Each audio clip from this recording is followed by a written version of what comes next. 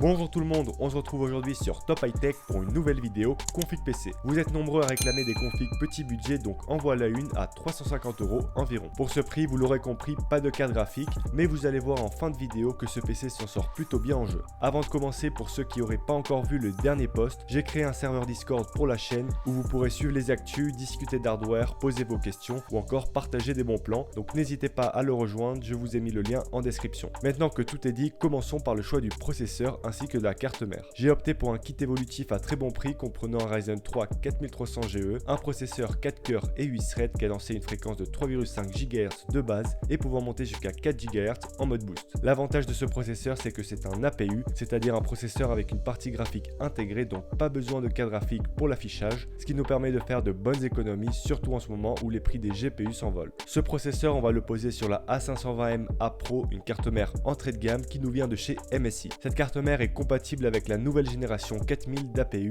Elle comporte 2 slots de RAM pouvant monter jusqu'à 4600 MHz, 4 ports SATA 6 Gbps, un port M.2 ainsi qu'un port PCI Express 3.0. Cette carte micro ATX embarque le strict minimum et sera parfaite pour cette config. Ce kit nous revient à seulement 199 chez Memory PC, auquel il faudra ajouter les frais de port. Au niveau de la RAM, il faudra se contenter de 8 Go pour respecter le budget. Chez Alternate, on retrouve une barrette de 8 Go cadencée à 3000 MHz de chez G-Skill à 36 €. Je vous recommande tout de même, si vous avez 40 € de plus, de passer sur du 16 Go et du 3200 MHz pour gagner en performance. Côté stockage, pour commencer, 500 Go suffiront. Je vous recommande notamment le BX500 de chez Crucial, un SSD SATA de 480 Go qu'on retrouve autour des 50 € en ce moment. Pour ce qui est de l'alimentation, 450 watts seront largement suffisants. Vous pouvez par exemple vous orienter vers la Gigabyte P450B, une alimentation de 450 watts certifiée 80+ bronze qu'on retrouve souvent à environ 30 € chez Amazon.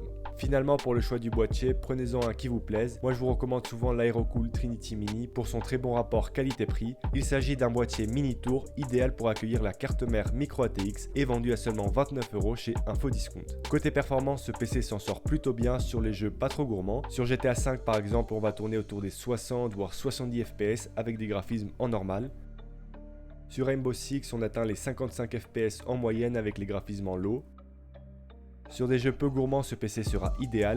Par exemple, sur CSGO, on dépassera les 80 FPS avec des graphismes en ultra.